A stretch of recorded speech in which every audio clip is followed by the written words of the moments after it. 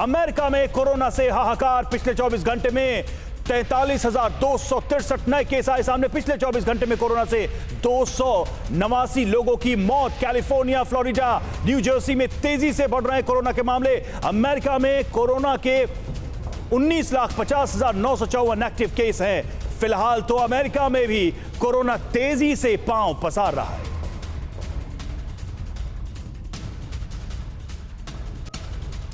एक और बड़ी खबर है, जापान में भी तेजी से फैल रहा है कोरोना। पिछले 24 घंटे में 1,84,375 नए मामले सामने आए हैं। कोरोना से पिछले 24 घंटे में 339 लोगों की मौत हो गई है। जापान में कोरोना के 67,44,579 एक्टिव केस हैं।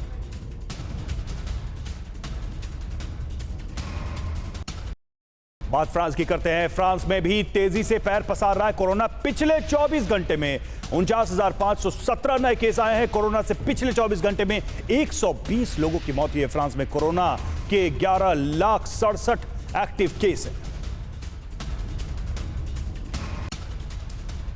एक और बड़ी जानकारी आपको दे दें, साउथ कोरिया में भी कोरोना की तबाही देखने को मिल रही है। चीनी वायरस से साउथ कोरिया में तबाही। पिछले 24 घंटे की बात करें तो 75,744 नए केस हैं। साउथ कोरिया में लगभग 11,58,238 एक्टिव केसेस हैं।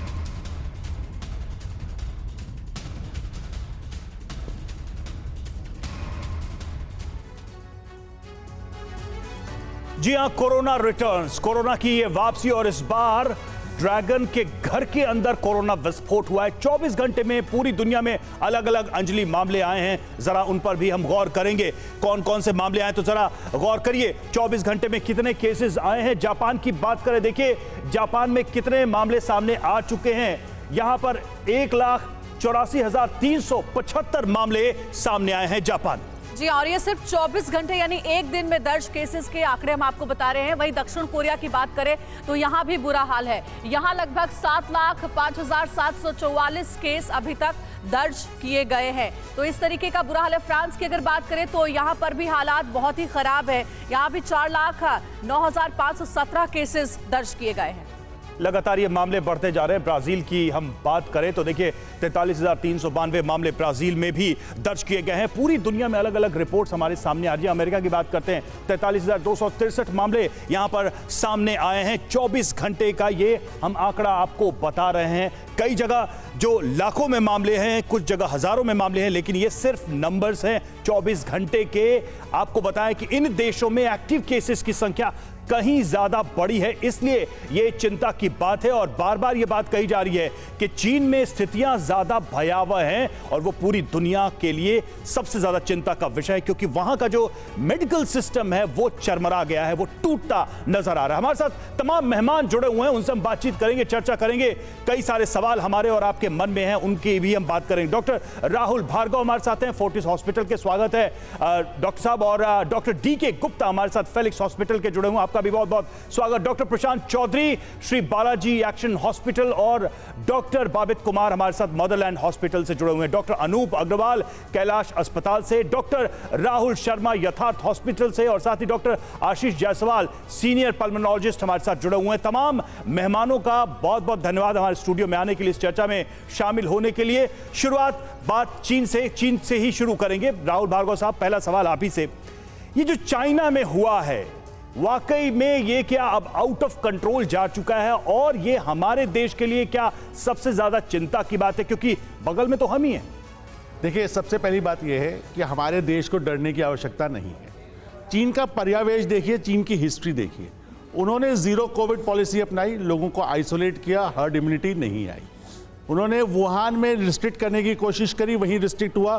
पूरे चाइना में हर्ड इम्यूनिटी डेवलप नहीं हुई। जब पूरा देश, पूरा विश्व उससे गुजर रहा था, चाइना में केसेस नहीं आ रहे थे। दूसरा इंपॉर्टेंट चीज, साइनोवैक वैक्सीन, ऊपर से 50 साल के लोगों को माना जाए तो 28% लोगों को वैक्सीन लगी है, और कोमॉर्बिड कंडीशंस बहुत हैं। तो अगर आप और डीप में जाते हैं और लोगों से बात करते हैं तो पता चलता है कि ये जो मौतें हो रही हैं ये एल्डरली साइड में है, जिनको डायबिटीज, हाइपरटेंशन या कैंसर जैसी परेशानियां हैं।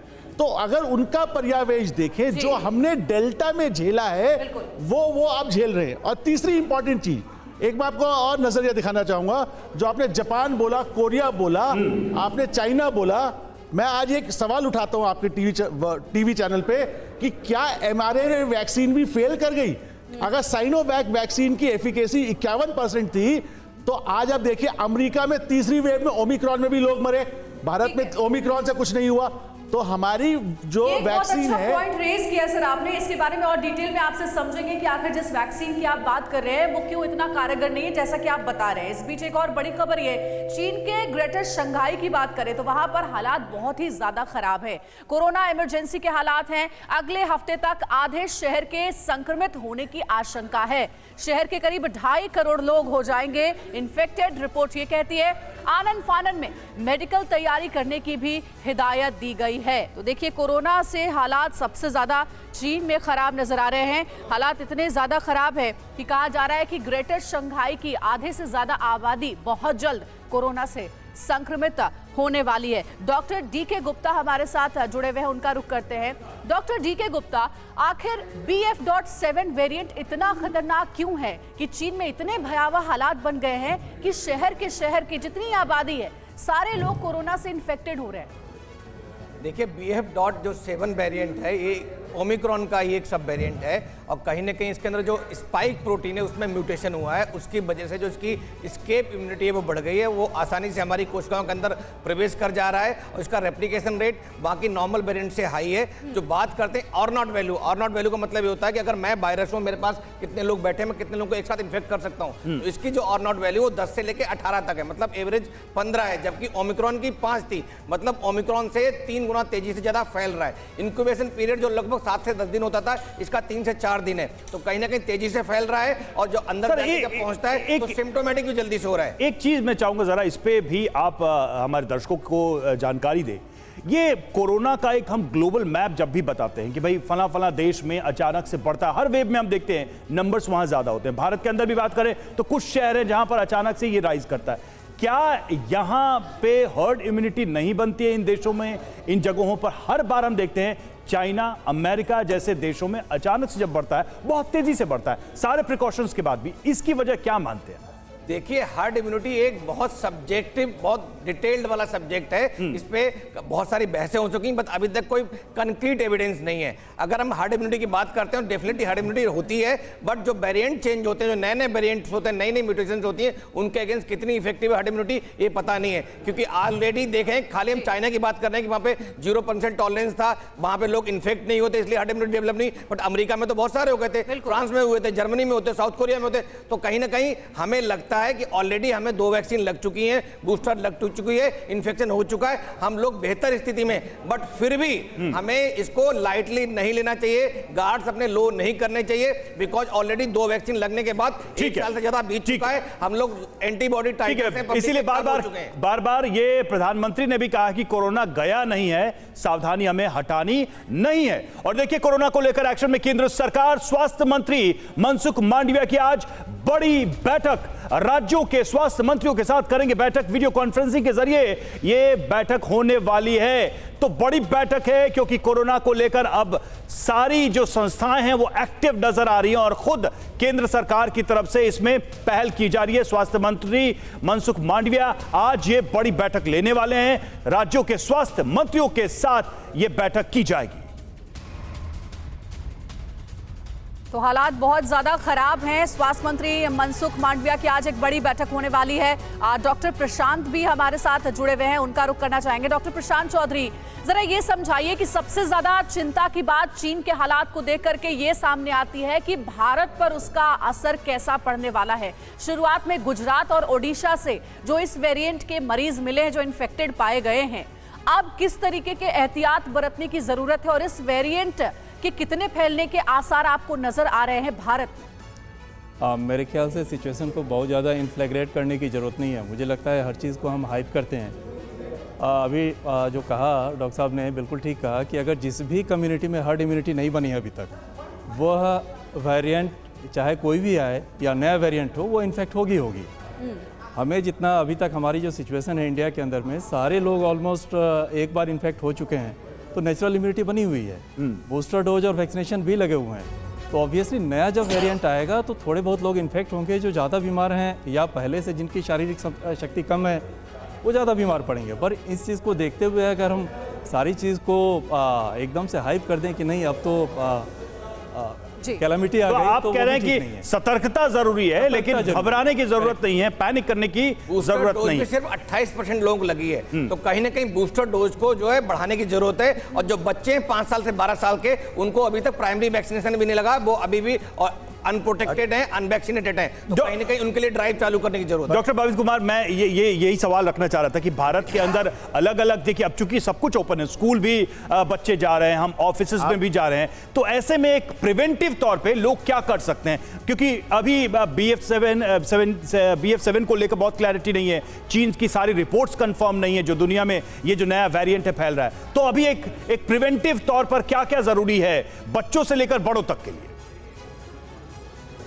एक सिंपल एक उदाहरण देना चाहूंगा, एक उदाहरण जल्दी से देना चाहूंगा कि क्या दूसरी वेव के बाद, अगर डेल्टा के बाद और हमने वैक्सीनेशन जब बढ़ाई थी, क्या ओमिक्रॉन पिछले साल जनवरी में कुछ कर पाया था? जितने भी डॉक्टर, पैनलिस्ट और आप सब हैं, अगर हम डेटा उठा के देखें, ओमिक्रॉन ने अमेरिका में 2 बूस्टर डोज के बाद, जनवरी में अमेरिका ने 2 बूस्टर डोज 30% लोगों को लगा चुका था, उसके बाद भी ओमिक्रॉन ने उन्हें वहां तबाही मचाई थी, हिंदुस्तान में नहीं मचाई थी। तो कहीं ना कहीं हमारे को अपनी वैक्सीन पे गर्व होना चाहिए, वैक्सीन पे इच्छा होनी चाहिए कि वो तो बचा के आप क्या ये कह रहे हैं कि दुनिया भर में जितनी वैक्सीनेशन ड्राइव हैं उनको एक बार रीअसेस करने की जरूरत है? सर देखिए, आप mRNA वैक्सीन देख लीजिए, जिसका 100 साल में कोई इतिहास नहीं था, पहली बार बनी।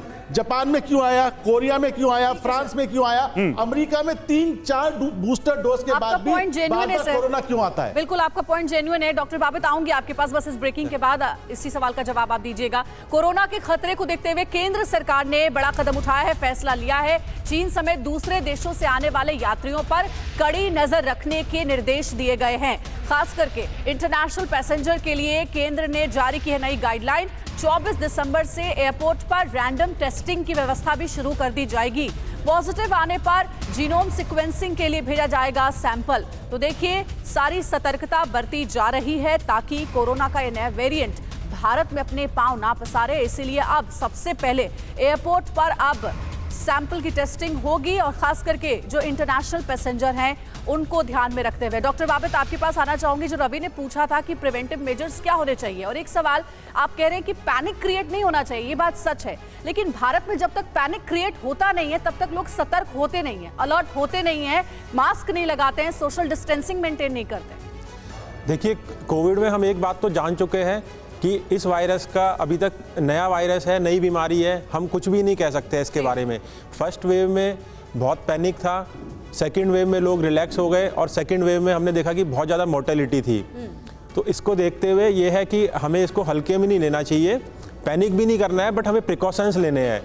मतलब जैसे कि अभी स्वास्थ्य मंत्रालय ने भी गाइडलाइंस जारी करी है, IMA की भी गाइडलाइंस आई है, जो हमारे बेसिक प्रिवेंशंस है, मास्क है। नहीं, इसीलिए मैंने ये सवाल किया कि तब तक, जब तक कि रिपोर्ट्स पूरी तरह से कंफर्म नहीं हुई, तब तक के लिए एक 1-to-1 लोगों को क्या करना चाहिए जब भी हम इंटरेक्शन में जाते हैं या पब्लिक प्लेसेस पे जा रहे हैं, बच्चे स्कूल जा रहे हैं, ऑफिसेज ओपन है, सब कुछ चल ही तो रहा है अभी। जी बिल्कुल, आपकी बात सही है, लेकिन इसके लिए जो हमारे प्रिकॉशंस है, जो हमने पहले भी हम अपना चुके हैं, जिसकी वजह से हम काफ़ी हद तक भारत में कोविड को कंट्रोल करने में कामयाब रहे। जैसे कि हमें मास्क पहनना है, हैंड वॉश करना है, और जो गैदरिंग्स है हमारी, शादियाँ हैं अभी, जैसे कि न्यू ईयर आ रहा है, पूरा फेस्टिवल सीजन है, शादियों का भी ये सीजन आ रहा है, तो इसके लिए हमें थोड़ा कंट्रोल करना चाहिए इसको, गैदरिंग को हमें कंट्रोल और अभी आने वाले समय में न्यू ईयर सेलिब्रेशन है, क्रिसमस सेलिब्रेशन है, और भीड़ भाड़ ज्यादा इकट्ठा ना हो, और अगर आप ऐसे किसी सेलिब्रेशन में पार्टिसिपेट करते भी हैं तो कोरोना नियमों का पालन करते हुए करें। एक बात और, जिसको भी अगर कोई common cold flu like symptoms हैं, उसको रेस्पिरेटरी हाइजीन, मतलब खांसते छींकते समय रुमाल ध्यान रखे, या खुद को क्वारंटाइन कर ले, अपनी जांच जरूर कराए। बिल्कुल। और सर, इस सीजन में तो एक कंफ्यूजन हमेशा रहेगा, क्योंकि सर्दी खांसी भी होगी, और इसी में हम कोरोना की भी बात कर रहे हैं, तो लोगों में ये भ्रम कैसे, इसको लोग कैसे क्लियर करें, इस पे भी हम चर्चा करेंगे, क्योंकि कई बार लोग डर जाते हैं, सर्दी खांसी में भी, नॉर्मल में भी डर जाते हैं, तो उससे कैसे मतलब उसको आइडेंटिफाई करें। जो BF7 के बिल्कुल सेम है, इन्फ्लुएंजा लाइक इलनेस के सिम्टम है। ठीक है सर, बुखार है, तो इससे आप सर लौट रहे हैं हम, कुछ लिस्ट हम दिखाएंगे दर्शकों को और बताएंगे कि कहां एक मैप के जरिए, माध्यम के जरिए हम बताएंगे कि कहां किस तरीके से कोरोना अपने पांव पसार रहा है। ये नया वेरिएंट कैसे कैसे देश के, दुनिया के अलग अलग हिस्सों में फैल रहा है। जरा इस मानचित्र के जरिए, बिग वॉल के जरिए हम आपको दिखाने की कोशिश कर रही है। जो मानचित्र है दुनिया को, उसमें आप देखें उस हिस्से से इस हिस्से तक, यानी पूरब से लेकर पश्चिम तक कोरोना का कैसे प्रसार है। अंजलि आप देखिए, आपकी तरफ अगर देखें जापान, कोरिया, ताइवान। जी हाँ, शुरुआत जापान से अगर करते हैं तो यहाँ अभी तक 70,000 केसेस दर्ज किए गए हैं, वहीं 231 लोगों की मौत हो गई है। नीचे आते हैं ताइवान के पास, देखिए ताइवान में भी 17,000 केसेस दर्ज किए गए हैं और मौत अभी तक 18 हुई है। हांगकांग में भी 14,000 केस रजिस्टर कोरोना के किए गए हैं, अभी तक 33 लोगों की मौत हुई है। वहीं दक्षिण कोरिया की बात करें, 87,000 केसेस यहां पर दर्ज किए गए हैं और मौत अभी तक 56 हुई है। रूस का भी बुरा हाल है, 5,000 केसेस रजिस्टर हुए हैं कोरोना के, 57 लोगों की मौत हो गई है। अब जरा इधर के बारे में डेटा बताइए। बिल्कुल, देखिए जर्मनी की बात करें, यहां पर 52,000 केसेस हैं, मौत की बात करें 201 लोगों की मौत हुई है। फ्रांस जहां पर 71,000 केसेस सामने आए हैं, 130 लोगों की जान गई है इसमें। पेरू की बात करें, यहां पर 8,000 केसेस हैं, मौत अभी तक 15 हुई है। तो आप जरा इस मानचित्र को भी समझेंगे तो एक बात बहुत क्लियर हो जाएगी कि दुनिया के उस हिस्से से, यानी पूर्वी हिस्से से लेकर पश्चिमी हिस्से तक कोरोना का प्रभाव है और लोगों में संक्रमण बढ़ा है। तो ऐसे में ये भी देखना बहुत दिलचस्प है कि अलग अलग ज्योग्राफिकल जो हिस्से हैं दुनिया के, क्लाइमेट अलग अलग है, एनवायरनमेंट अलग अलग है, वहां भी ये वेरिएंट कैसे असर डाल रहा है। डॉक्टर अग्रवाल हमारे साथ जुड़े हुए हैं। डॉक्टर अग्रवाल, ये चीज जरा समझाइए आप कि दुनिया के अलग अलग हिस्सों में अगर ये वेरिएंट मौजूद है कोरोना का और अलग अलग एनवायरनमेंट है, क्लाइमेट है, तो ऐसे में इसमें क्या चुनौतियां बड़ी हैं? क्योंकि कहीं तो बर्फबारी हो रही है, माइनस में टेम्परेचर है, और कहीं बिल्कुल टेम्परेचर बिल्कुल डिफरेंट है, लेकिन वेरिएंट वही दिखाई दे रहा है। देखिए जी, देखिए BF7 जो है वो एनवायरनमेंट पे तो बिल्कुल बेस्ड है। अगर ठंडी जगह होगी तो शायद उसका जो एक्शन है वो ज़्यादा होगा, बट ऐसा नहीं है कि हम लोगों को, अगर हम गर्म देश हैं तो हमारे यहाँ ये नहीं होगा। हमारे यहाँ इसके होने के चांसेस बहुत ज़्यादा हैं। जैसे सारे पैनलिस्ट कह रहे हैं कि हमें प्रिकॉशंस लेनी है, प्रिकॉशंस लेके हम इस चीज़ को शायद कुछ और लंबे समय के लिए अवॉइड कर सकते हैं। जी, इसको टोटली इग्नोर नहीं करा जा सकता। वेदर हमारे यहाँ भी इस वक्त ठंड है, हमारे यहाँ अगले 2-3 महीने तक ठंडा मौसम रहेगा और हमारे यहाँ इसके होने के चांसेस बढ़ सकते हैं, बट अगले 15 दिन पे डिपेंड करता है कि आप किस तरह से इस चीज़ को प्रिकॉशन ले रहे हैं। अगर आप अभी से फेस्टिवल सीजन माने लगेंगे, आप क्राउडेड प्लेसेस अवॉइड नहीं करेंगे, तो ये चीज़ हमारे यहाँ आएगी ठीक और बढ़ेगी। ठीक है, चलिए मैं लौट रहा हूं सर, लौट रहा हूं। देखिए खबर आ रही है, एक अपडेट देते चले। भारत ने नेजल वैक्सीन के इस्तेमाल को हरी झंडी दे दी है। भारत के वैज्ञानिकों ने विकसित की है नेजल वैक्सीन। नाक में स्प्रे के जरिए ये वैक्सीन दी जाती है, तो इसको भी भारत के वैज्ञानिकों ने अप्रूव किया है। तो ये खबर भारत के लिए कोरोना से जुड़ी हुई, यानी कि वैक्सीनेशन के अलग अलग जो तरीके हैं उस पर भी पूरा काम चल रहा है। तो नेजल वैक्सीन के जरिए जो है कोरोना से लड़ाई, इसको भी अप्रूवल मिल चुका है। डॉक्टर राहुल शर्मा, इस पर आपका कमेंट क्या है?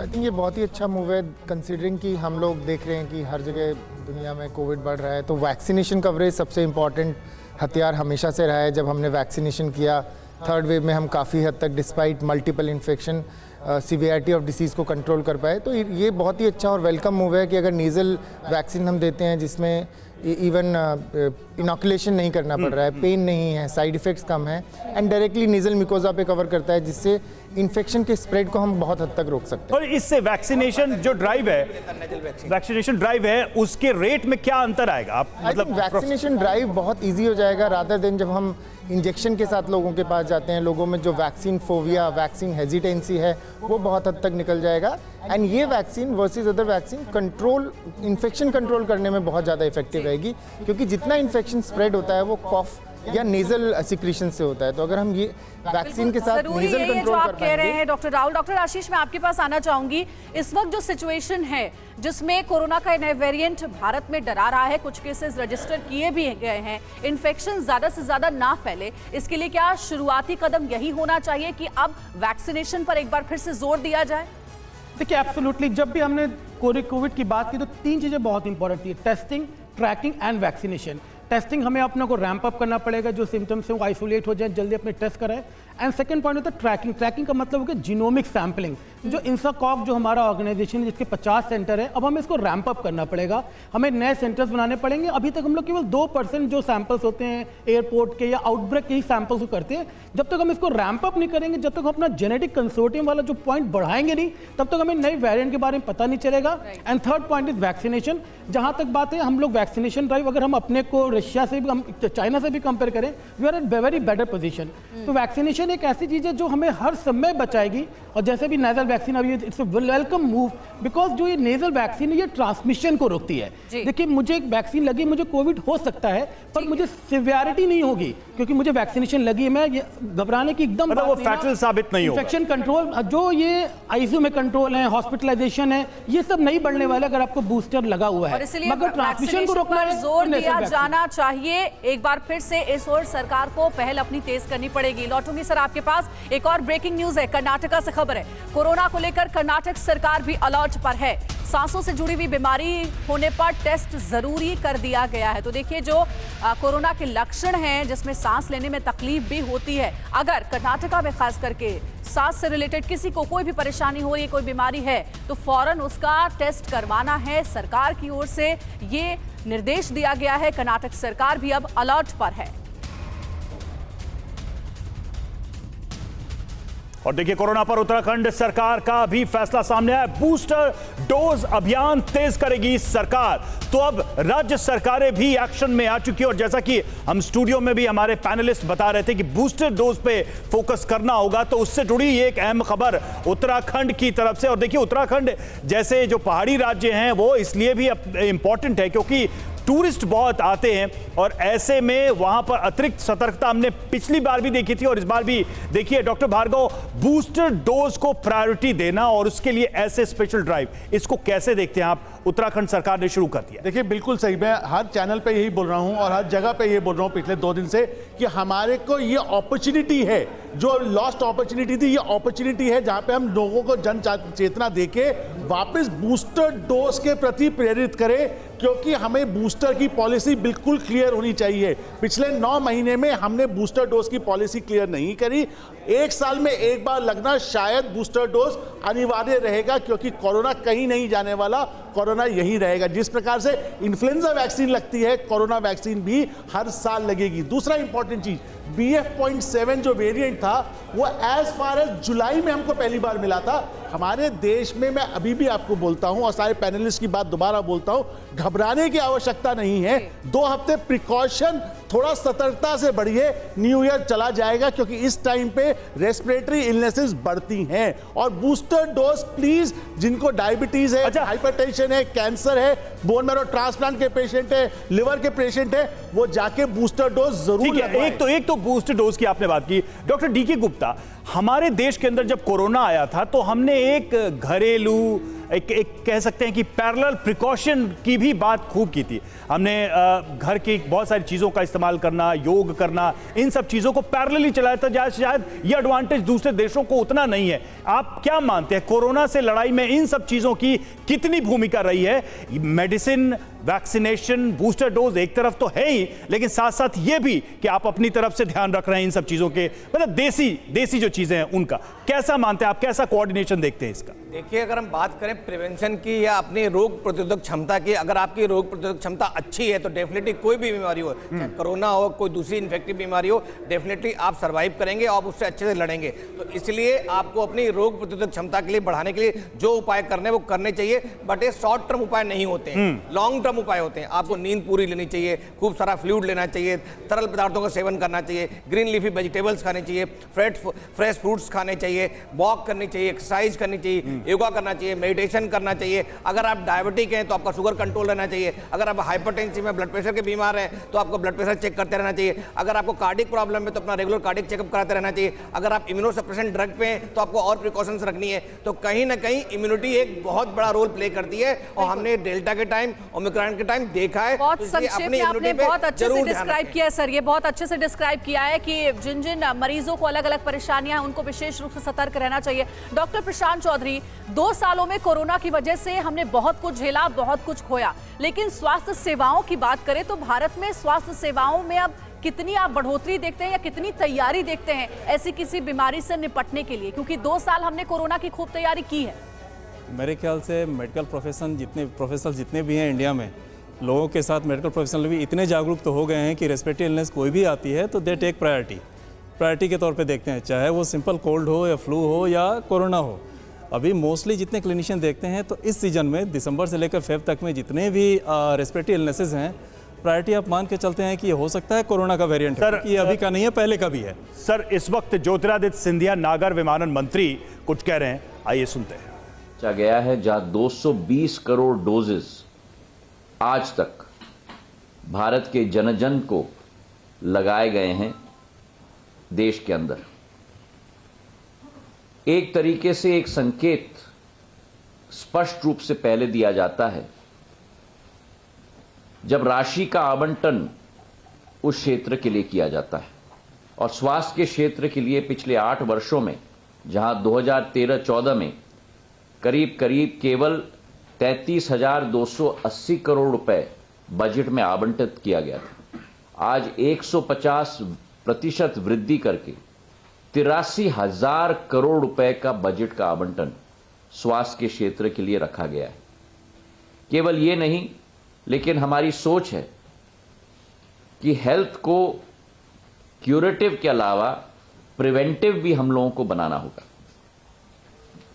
और उस क्यूरेटिव से प्रिवेंटिव तक का सफर में योग और आयुर्वेद का भी एक बहुत महत्वपूर्ण योगदान रहा है। विश्व योग दिवस संयुक्त राष्ट्र के द्वारा निर्मित किया जाना, ये एक बहुत बड़ी उपलब्धि है, और उसी के साथ साथ चाहे हमारी अनेक दूसरी नीतियां हों, चाहे हम देखें कि स्वच्छ भारत का मिशन हो, हर घर नल योजना का मिशन हो, और इसी के साथ साथ पोषण अभियान का मिशन हो, इससे भी बीमारियों की घटनाएं भी और प्रतिशत भी देश में घटी। हमारी स्वास्थ्य की नीति 4 मुख्य स्तंभ पे रखी गई है: एक्सेसिबिलिटी, अफोर्डेबिलिटी, अश्योर्ड क्वालिटी और डिजिटल डिलीवरी। तो पहले मैं हेल्थ केयर का घर घर तक पहुंचाना मतलब एक्सेसिबिलिटी की बात करता हूं। आयुष्मान भारत योजना भारत की एक बहुत बड़ी महत्वाकांक्षी योजना है, और इसके 4 भाग हैं। प्रधानमंत्री के निर्देश में पहला भाग आयुष्मान भारत प्रधानमंत्री जन औषधि परियोजना योजना, जो आज दुनिया की सबसे बड़ी बीमा की योजना आज बन चुकी है। 10 करोड़ परिवार, मतलब करीब 50 करोड़ लोग इसके लाभार्थी आज हो चुके हैं, और 21 करोड़ आयुष्मान कार्ड का वितरण भी हुआ है, और 22,000 अस्पतालों को सूचीबद्ध किया गया है। तो देखिए, ज्योतिरादित्य सिंधिया को आप सुन रहे थे, उन्होंने कहा है कि कोरोना के इस नए वेरिएंट को देखते हुए भारत सरकार की ओर से तमाम सावधानियां बरती जा रही है। वैक्सीनेशन पर, बूस्टर डोज पर भी ध्यान दिया जा रहा है, और TV9 भारतवर्ष भी लगातार आपको सतर्क कर रहा है, सचेत कर रहा है कि कैसे कोरोना के नियमों का पालन करने का वक्त एक बार फिर से आ गया है। हमारे स्टूडियो में तमाम पैनलिस्ट जुड़े हुए ये डॉक्टर्स हैं जो आपको बता रहे हैं कि आखिर आपको अब सतर्क होना चाहिए, एक बार फिर से कोरोना को अनदेखा नहीं करना चाहिए। डॉक्टर बाबित, आपके पास आना चाहूंगी। सरकार की जो तैयारी है उसे आप कितना काफी मानते हैं, और खासकर जो एयरपोर्ट पर कहा जा रहा है कि जो इंटरनेशनल पैसेंजर हैं, जो विदेश से आने वाली फ्लाइट्स है उसे, और उनके जो वहां से ट्रैवल करने वाले पैसेंजर हैं, वहां उनकी सैंपल टेस्टिंग होगी, जीनोम सीक्वेंसिंग की जाएगी, वो सारे सावधानियां फिर से बरती जाएंगी एयरपोर्ट पर, जो कि शुरुआती दिनों में जब कोरोना के नियमों का पालन किया जा रहा था तो बरती जा रही थी। ये काफी मानते हैं आप इस नए वेरिएंट का खतरा रोकने के लिए? देखिए, सरकार की तरफ से जो तैयारियां हैं वो काफ़ी अच्छी है, लेकिन हमें एक बात समझनी चाहिए कि आज के ज़माने में ग्लोबलाइजेशन का ज़माना है, इसमें कोरोना या कोई भी बीमारी को रोकना नामुमकिन है। मतलब ऐसा नहीं है कि अगर कोई चाइना में कोई बीमारी होती है तो वो इंडिया में नहीं पहुंचेगी। वो पहुंचनी है, बट ये है कि हमें जो भी प्रिकॉशंस है अपने स्प्रेड करने के लिए जो भी हम अवॉइड कर सकते हैं और उसको रिस्ट्रेन कर सकते हैं, रिस्ट्रेन कर सकते रिस्ट्रेन हैं कर सकते हैं। और जैसे कि जो बाहर से पैसेंजर आ रहे हैं उनकी जो टेस्टिंग हो रही है उससे हमें मदद मिलेगी जीनोम सीक्वेंसिंग करने में कि कौन से वेरिएंट का वायरस है, तो ये काफ़ी हद ठीक है ठीक है ठीक है, मैं लौट रहा हूं। देखिए दो अपडेट भी हम दर्शकों को बताते चले। इस वक्त खबर आ रही है कोरोना पर पंजाब की मान सरकार का एक्शन, हर दिन 10,000 कोविड टेस्ट जरूरी किया, ये टारगेट दिया गया है और स्टेट ने अपने लिए टारगेट रखा है पंजाब सरकार की तरफ से किया, हर दिन 10,000 कोविड टेस्ट किए जाएंगे ताकि जो बार बार बात कही जा रही है कि ट्रैक किया जा सके, जीनोम सीक्वेंसिंग को और बढ़ाया जा सके, ये सारी चीजें संभव हो पाएंगी। सरकार ने ये निर्णय लिया है पंजाब में। और देखिए एक और बड़ी खबर है, हरियाणा सरकार भी अलर्ट पर है। कोरोना को देखते हुए स्वास्थ्य मंत्री ने लोगों से सतर्क रहने की अपील की है। खास करके जो भीड़-भाड़ वाले इलाके हैं वहां पर मास्क पहनने की सलाह दी गई है, सैनिटाइजर के इस्तेमाल के लिए भी कहा गया है। हरियाणा सरकार हो, पंजाब सरकार हो, उत्तराखंड, महाराष्ट्र, कर्नाटक, सभी राज्यों में सावधानियां बरती जा रही हैं। और यहाँ स्टूडियो में हमारे साथ डॉक्टर्स भी जुड़े हुए हैं जिनसे लगातार हम बातचीत करें। डॉक्टर अनूप हमारे साथ है। डॉक्टर अनूप, शुरुआत में जब कोरोना ने पांव पसारना शुरू किया था भारत में तो हमने देखा था कि टेस्टिंग की जो प्रक्रिया थी वो बहुत जटिल थी, कॉम्प्लेक्स थी, लेकिन अब टेस्टिंग जो है वो बहुत ईजी कर दी गई है। लोग घरों में भी किट लेकर के आते हैं और खुद का टेस्ट कर लेते हैं कि क्या वो पॉजिटिव हैं या फिर नहीं है। अब जो टेस्टिंग है उसे आप कितना सुलभ सरल मान रहे हैं या फिर इसमें और सुधार की जरूरत है नए वेरिएंट को देखते हुए? देखिए 2020 में जब ये स्टार्ट हुआ तो it was new for us. हर चीज़, हमारे पास लैब्स नहीं थी, हमारे पास टेस्ट नहीं थे, हमारे पास इलाज नहीं था। अब in 2 years we are more wiser, हमें समझ में आ गया है कि इस बीमारी से कैसे लड़ना है। टेस्टिंग हर लेवल पर अवेलेबल है। जीनोम सीक्वेंसिंग केवल उन्हीं पेशेंट्स की हो रही है जो एयरपोर्ट पे आ रहे हैं या बहुत लिमिटेड गवर्नमेंट हॉस्पिटल्स में है जी। तो आई थिंक इसको और बढ़ना चाहिए, तभी हमें उसका वेरिएंट पता लगेगा।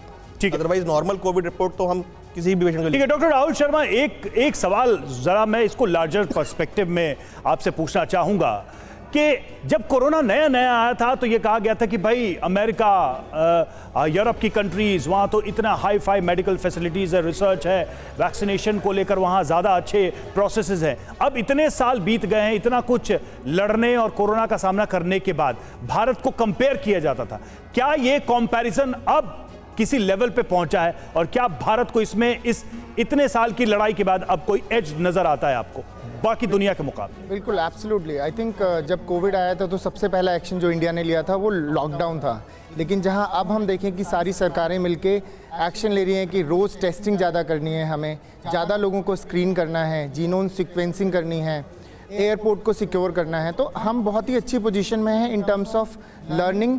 वैक्सीनेशन कवरेज जो हमारे पास आ गया है उसमें भी हम बहुत अच्छी पोजीशन पे, और जो हर्ड इम्यूनिटी इंडिया में डेवलप हो गई है बिकॉज ऑफ मास वैक्सीनेशन। तो इंपॉर्टेंट चीज़ यही है कि अब रिस्पॉन्सिबिलिटी पब्लिक पे भी आ जाती है। नहीं, लेकिन मेरा क्वेश्चन ये जो तुलना करके ये जो तुलना की जाती थी भारत के स्वास्थ्य स्ट्रक्चर की, जो मेडिकल इंफ्रास्ट्रक्चर था और जो प्रोसेस था और जो दुनिया के वर्ल्ड क्लास जिसको बताया जाता था, क्या वो तुलना अब समाप्त हो गई? कोरोना ने सबको आगे हैं जी। आई थिंक ये बहुत ही इंपॉर्टेंट एस्पेक्ट है कि जो हमने देखा कि कोरोना में जिस तरह से इंडियन मेडिकल फैसिलिटीज ने काम किया है, जिस हिसाब से रिसर्च हुई है, जिस हिसाब से वैक्सीन डेवलप हुई है, जिस हिसाब से हमारी फैसिलिटीज इंप्रूव हुई हैं, पीपीई किट के लिए जो सबसे इंडिया वर्ल्ड में दूसरा मैन्युफैक्चरर बन गया, and we are helping others, we are helping others. जितनी छोटी और बड़ी कंट्री में वैक्सीनेशन हमने ट्रांसपोर्ट, तो कहीं ना कहीं हम इंटरनेशनल स्टैंडर्ड को मैच कर रहे हैं और हमारे रिजल्ट उनसे बहुत बेटर है। राहुल भार्गव सर कुछ कह रहे थे? आज इस रेस में हिंदुस्तान सबको बहुत पीछे छोड़ चुका है, भले ही वो पब्लिक अवेयरनेस हो, पब्लिक का इंप्लीमेंटेशन हो, पब्लिक की सपोर्ट हो, वैक्सीनेशन हो, टेस्टिंग हो